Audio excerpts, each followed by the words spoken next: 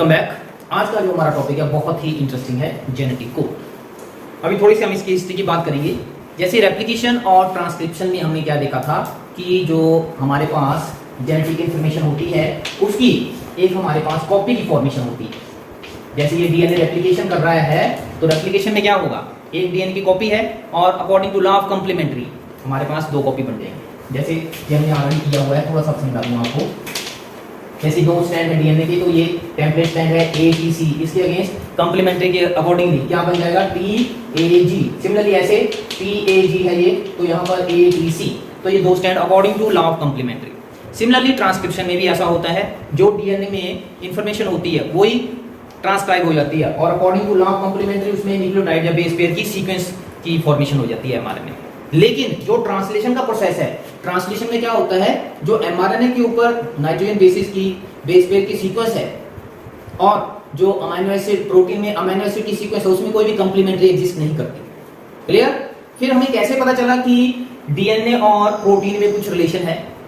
तो ऐसा पाया गया साइंटिस्टों ने कि जैसे डीएनए में जो बेस पेयर है, इसकी बेस पेयर की सीक्वेंस में कोई अगर चेंज होगी तो वो प्रोटीन में जो अमीनो एसिड है उनकी सीक्वेंस में भी वो चेंज लेके आएगा।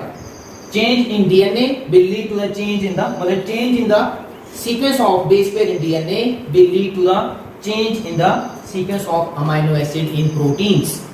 बात समझ में आई? दोबारा सुनो इसको कि जो डीएनए में बेस पेयर की सीक्वेंस है, अगर हम इसमें कोई चेंज करते हैं, जैसे इसमें कोई चेंज होती है, म्यूटेशन होती है, तो क्या है वो चेंज कहां अफेक्ट होगी, कहां रिफ्लेक्ट होगी?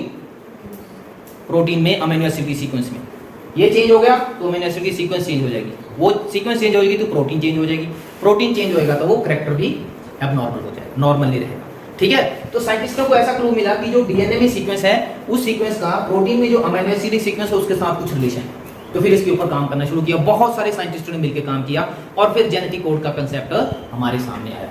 ठीक है? इसमें बहुत सारे साइंटिस्टों की कंट्रीब्यूशन है, जैसे क्रिक है, अपोआ है, नीरनबर्ग है, खोराना है, गैमो है। ठीक है? तो जेनेटिक कोड बेसिकली क्या होता है? Genetic code is nothing but it is the sequence of nucleotide in the DNA. ठीक है? With 3 successive base pair constitute the genetic codon जिसको बोलते हैं। ठीक है? जो सक्सेसिव 3 बेस पेयर होते हैं ये एक कोड की फॉर्मेशन करते हैं जो कि आगे एक अमीनो एसिड को कोड करता है। समझ में आई बात? क्लियर? तो सबसे पहले हम क्वेश्चन यहां पर ये डिस्कस करेंगे कि जेनेटिक कोड जो है वो ट्रिपलेट होता है। अब इसके हम करैक्टर करेंगे साथ साथ में।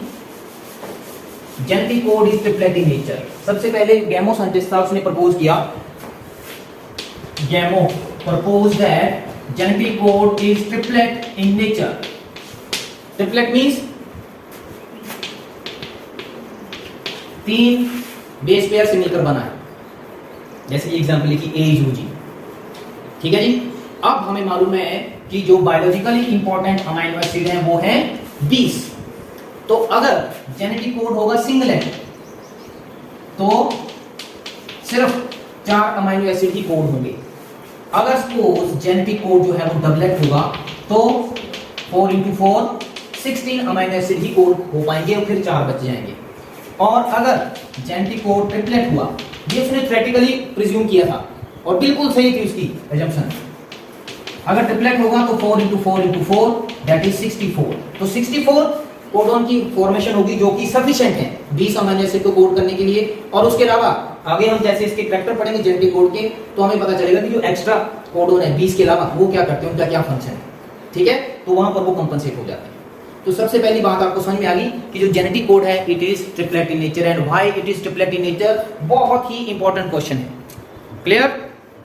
Genetic code is triplet in nature. ये क्लियर हो गया पॉइंट। उसके बाद दूसरा point, genetic code is universal. Universal means जितने भी ऑर्गेनिज्म है उन सभी में सेम ही होता है विद वेरी फ्यू एक्सेप्शन। जैसे सपोज AUG मीथेनिन को कोड कर रहा है ह्यूमन में, तो कैट में भी ये मीथेनिन को ही कोड करेगा। ठीक है?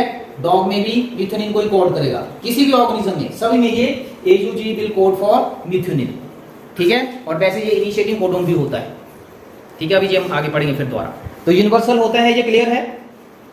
कुछ जो एक्सेप्शन होती है, जो माइटोकॉन्ड्रियल कोडोन होता है उसमें ये एक्सेप्शन होती है। क्लियर? उसके बाद अगला पॉइंट है genetic code is degenerate in nature. Degenerate का मतलब, ध्यान से सुनना इसको, अभी जो हमने बोला था कि जो कोडोन है 64 है, ठीक है, तो 20 के बाद जो एक्स्ट्रा वो होते हैं उनका क्या काम होता है।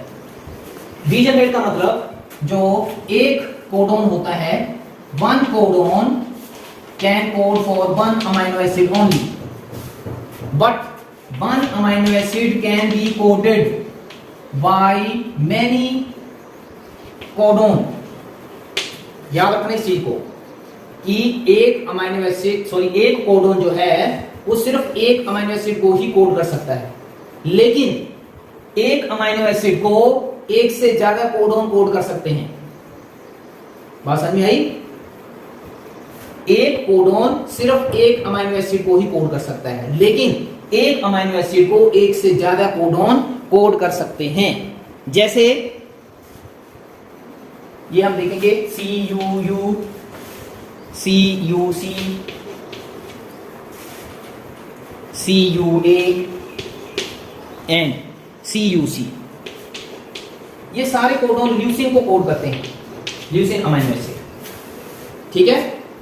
अब यहां पर दूसरी बात समझो, ये एक कोडोन है, ठीक है, एक ही अमाइनो एसिड को कोड करेगा, ये सिर्फ इसके ऊपर, लेकिन इस अमाइनो एसिड को देखें तो इस अमाइनो एसिड को एक से ज्यादा कोडोन कोड कर रहे हैं। इसी प्रॉपर्टी को बोलते हैं डीजनरेसी या डीजनरेसी ऑफ कोड, और कोड इज डीजनरेट। क्लियर? एक कोडोन सिर्फ एक ही अमाइनो एसिड को कोड कर सकता है, लेकिन एक अमाइनो एसिड को एक से ज्यादा कोडोन कोड कर सकते हैं। जैसे ल्यूसीन को 4 कोडोन जो है वो कोड कर सकते हैं, लेकिन ये जो चारों हैं इनमें से एक जो है, इंडिविजुअल की बात करें तो वो सिर्फ ल्यूसीन को ही कोड करेगा, किसी और अमाइनो एसिड को कोड नहीं करेगा। ये बहुत इंपॉर्टेंट है, बात समझने वाली है। तो I hope the message is clear. उसके बाद नेक्स्ट जो है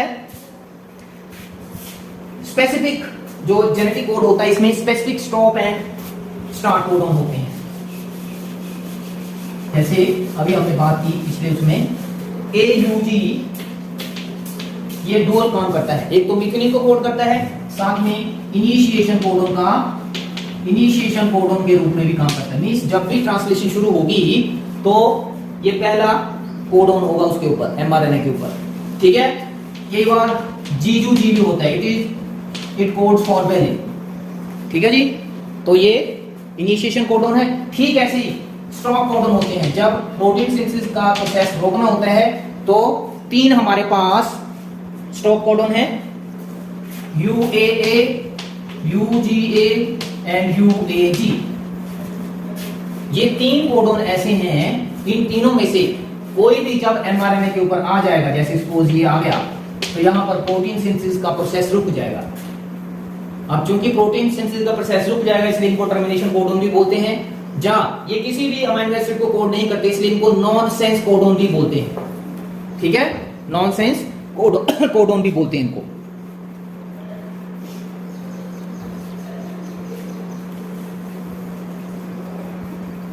उसके बाद इसकी स्पेसिफिक पोलैरिटी होती है, code is red in 5-2-3- polarity. जो कोड है इसकी पोलैरिटी होती है 5-2-3, इसको पढ़ा जाता है।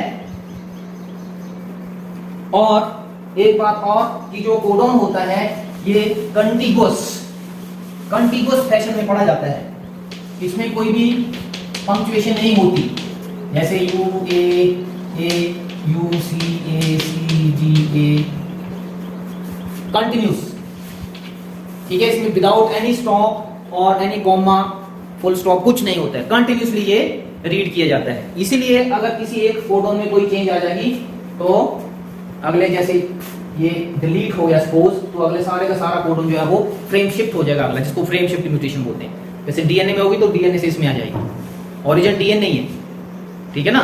तो डीएनए से mRNA में जो इन्फॉर्मेशन ट्रांसक्राइब होकर आती है, अगर डीएनए में कोई चेंज होगी बेस पेयर में तो वो mRNA में भी हो जाएगी, और इसमें हुई तो वो प्रोटीन में भी चेंज करके ले आएगा। तो इस प्रकार से हम देखते हैं ये जेनेटिक कोड बहुत ही इंपॉर्टेंट है। तो आज की